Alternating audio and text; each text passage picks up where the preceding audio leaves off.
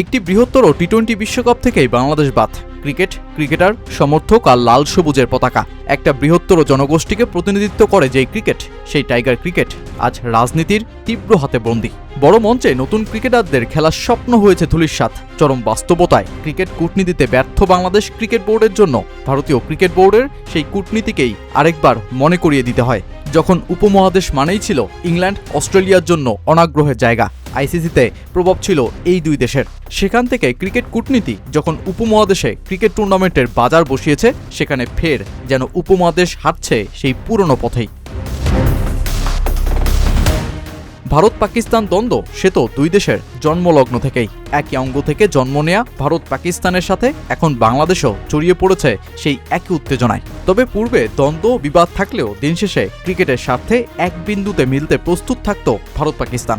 এই যেমন ভারতীয় ক্রিকেটের রূপনকশা বদলে দেয়া জগমোহন ডালমিয়া আর আইএস বিন্দ্রার বন্ধু থেকে শত্রুতে পরিণত হওয়ার পেছনেও ক্রিকেটীয় সংগঠক হওয়ার তীব্র লড়াইয়ের অংশ তো ছিলই। চলুন একটু ফিরে যাওয়া যাক সেই পুরনো ইতিহাসের পাতাতেই। সালটা 1987। উপমহাদেশীয় দেশগুলোর, বিশেষ করে ভারতের ক্রিকেটীয় আধিপত্যের শুরু সেখান থেকেই। এর আগে যেখানে বিশ্বকাপ মানেই সেটা ইংল্যান্ডের মাটিতেই হতে হবে, এমন ধারণা তৈরি হয়ে গিয়েছিল টানা 3 বার বিশ্বকাপ আয়োজন করা ইংল্যান্ড আইসিসিতে মস্ত প্রভাবশালী।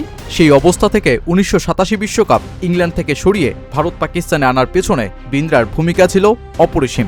ইংল্যান্ড, অস্ট্রেলিয়া যখন উপমহাদেশে বিশ্বকাপ আয়োজন নিয়ে তীব্র সন্দিহান, তখন বিন্দ্রা ক্রিকেটের বৃহত্তর স্বার্থে চির শত্রু দেশ পাকিস্তানের নেতা জিয়াউল হককে ভারত সফরে আসতে রাজি করিয়ে বসেন। আর জিয়াউল হকের যেই সফর ইংল্যান্ড অস্ট্রেলিয়ার সেই সব সংশয় দূর করে দিয়েছিল এবং তারা আশ্বস্ত হয়েছিল যে ভারত পাকিস্তান পারবে একটা বিশ্বকাপ আয়োজন করতে। আর যেটাকেই বলা হয় ক্রিকেটের কূটনীতি। এরপর 1996 বিশ্বকাপও চলে আসে উপমহাদেশে। ভারত পাকিস্তানের সাথে এবার হোস্ট শ্রীলঙ্কাও। কিন্তু সমস্যা কমল না এবারও। তখনও আইসিসি ইংল্যান্ড অস্ট্রেলিয়ার মুঠোয়। সে সময় লঙ্কান গৃহযুদ্ধ চলার কারণে বেশ কিছু দেশ শ্রীলঙ্কায় যেতে রাজি ছিল না। সে সময় ভারত পাকিস্তান মিলে শ্রীলঙ্কায় গিয়ে প্রীতি ম্যাচ খেলে এটা জানান দিয়েছিল লঙ্কান ডেরায় ম্যাচ আয়োজনটা সম্ভব। তবুও শ্রীলঙ্কায় না যাওয়া অস্ট্রেলিয়া আর ওয়েস্ট ইন্ডিজ তাদের পয়েন্ট হারায়। ক্রিকেটীয় স্বার্থে উপমহাদেশীয় ক্রিকেট কূটনীতিকে জোরদার করার পেছনে সে সময় একযোগে কাজ করেছিল ভারত পাকিস্তান। আর যে কূটনীতি আজকে উপমহাদেশে বৈশ্বিক ইভেন্ট আয়োজনকে আরও সহজ করেছে। কিন্তু 2026 টি-20 বিশ্বকাপে এক অর্থে উপমহাদেশীয় ক্রিকেট সেই যৌথ শক্তিকেই যেন হারালো।